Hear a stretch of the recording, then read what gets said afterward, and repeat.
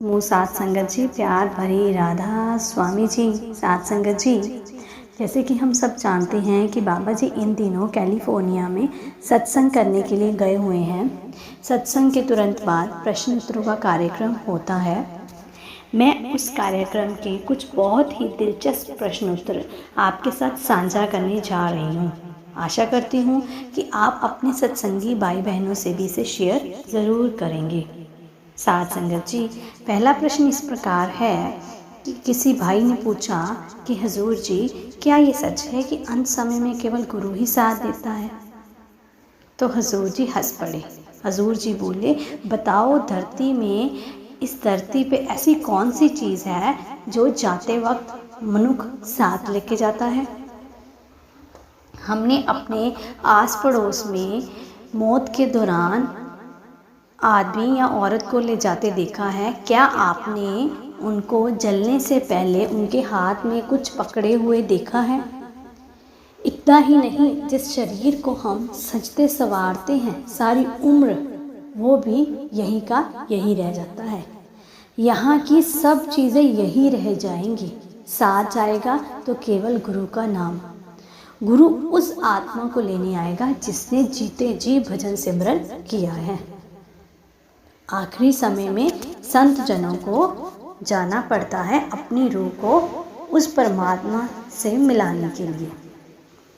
दूसरी बहन उठी, उसने बहुत प्यारा सा प्रश्न किया, हजूर जी, मैं रोज़ ध्यान करती हूँ फिर भी मन भटकता है। क्या गुरु नाराज़ होते हैं अगर हमारा मन स्थिर नहीं है?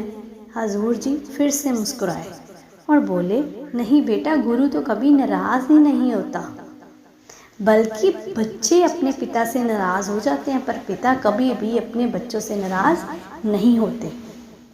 अगर ध्यान में सफलता नहीं मिल रही तो शायद गुरु हमसे खुश नहीं है। वे ये समझे कि गुरु परिणाम नहीं, प्रयास देखता है। परंतु हर बार जब आप फिर से बैठते हैं तब आप गुरु को ये संकेत देते हैं कि मैं हार नहीं मानूंगी, मैं फिर भी जुड़ी रहूंगी। और यही आपकी सच्ची भक्ति है। जैसे एक माँ जब अपने बच्चे को चलना सिखाती है तो बच्चा बार बार गिरता है, फिर भी माँ उसे छोड़ती नहीं है। उसी तरह जब आप ध्यान में बार बार मन से हारते भी हैं, गुरु तब भी मुस्कुराहट कहते हैं, शाबाश, तू बैठा तो सही। तो ये सुन संगत हंसने लग पड़ी। फिर एक बीबी उठी तो उसने बहुत प्यारा सा सवाल किया, मेरी बेटी शादी के बाद भक्ति से दूर हो गई है, क्या मैं कुछ कर सकती हूँ?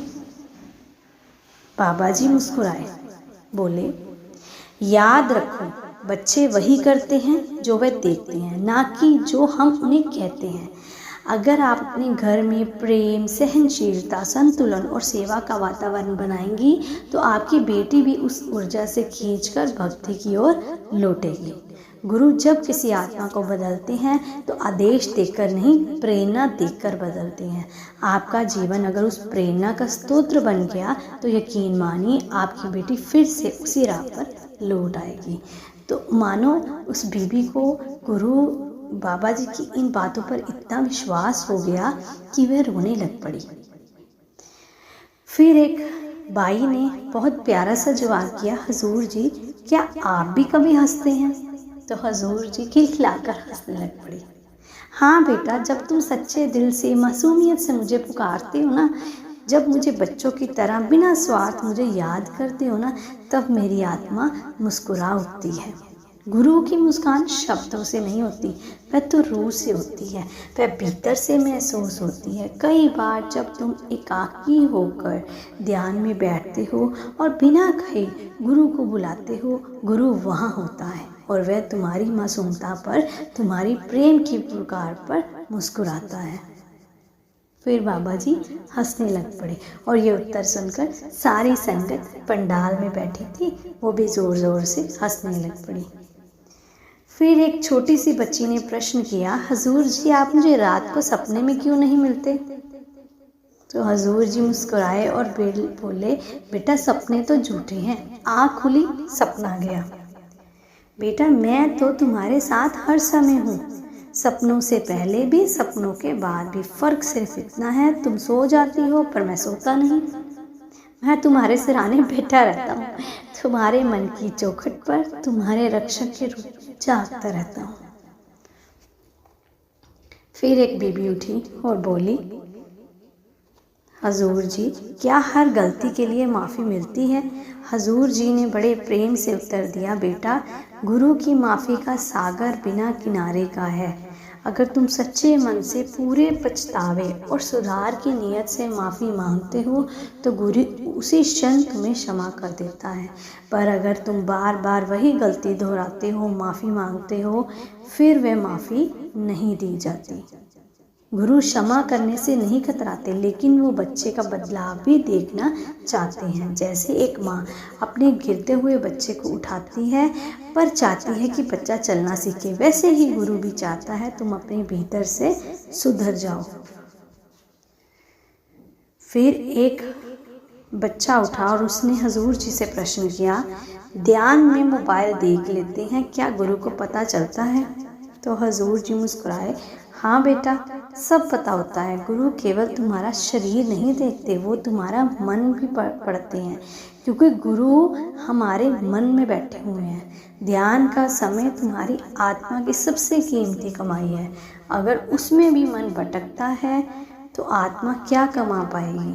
मैं नाराज़ नहीं होता पर उदास ज़रूर होता हूँ जब देखता हूँ कि मेरा बच्चा जो पल मुझे देना चाहता है वो पल मन को दे रहा है। ध्यान का समय मेरा समय है, बेटा, मुझे वो समय दे दो, मैं तुम्हें खुद में समा लूँगा। फिर एक बीवी ने प्रश्न किया, अगर कोई बच्चा ध्यान ना करे लेकिन नैतिकता से जिए, अपने आदर्शों पर चले, तो क्या वह भी आगे बढ़ सकता है? हजूर जी बोले, बिल्कुल बेटा, भक्ति सिर्फ आंखें बंद करके बैठने का नाम नहीं है। भक्ति एक जीवन जीने की कला है। अगर कोई बच्चा सच्चाई, दया और सेवा के रास्ते पर चल रहा है तो समझो वह गुरु की राह पर है। फिर एक भाई उठा, उसने प्रश्न किया, क्या मैं कभी आपको असल में देख पाऊंगी? आपके पास आके आपको टच कर पाऊंगी? हजूर जी बोले, बेटा, गुरु को आंखों से नहीं दिल से देखा जाता है। जब तुम्हारा मन बीच से हट जाए और आत्मा की पुकार सच्ची हो, तब तुम न केवल मुझे देख पाओगे बल्कि महसूस भी कर पाओगे। फिर एक बीवी ने प्रश्न किया, अगर मैंने कभी गुरु को दिल से नहीं पुकारा तो क्या अब देर हो गई है? हजूर जी बोले, नहीं बेटा, गुरु कभी घड़ी नहीं देखता, वह तो दिल देखता है। अगर आज भी तुम्हारे दिल में पुकार का भाव उठा है तो समझो गुरु केवल पहले से ही तुम्हारे पास खड़ा है। वह तो उस पल का इंतज़ार कर रहा है जब आत्मा सच्चे भाव से कहे, अब मुझे तुझसे जुड़ना है। तो समूह साथ संगत जी, प्रश्न उत्तरों का कार्यक्रम बहुत ही अच्छा रहा। संगत बहुत ही मुस्कुराई। कुछ प्रश्नों के उत्तर सुनकर वह उदास भी हुए। तो बाबा जी का यही कहना था कि अगर आपने मुझे अंदर से पाना है तो भजन सिमरन करिए, नागा मत करिए। आप किसी भी अवस्था में पहुँचे हैं वहीं से शुरू कर दीजिए। गुरु कभी दूर नहीं होता, वह बस इंतज़ार करता है कि हम उसे सच्चे मन से बुलाएं। तो समूह साथ संगत जी, आपको इन प्रश्न उत्तरों से लाभ मिला हो तो आप मेरे चैनल को सब्सक्राइब ज़रूर करें, शेयर करें और लाइक भी करें। साथ संगत जी, प्यार भरी राधा स्वामी जी।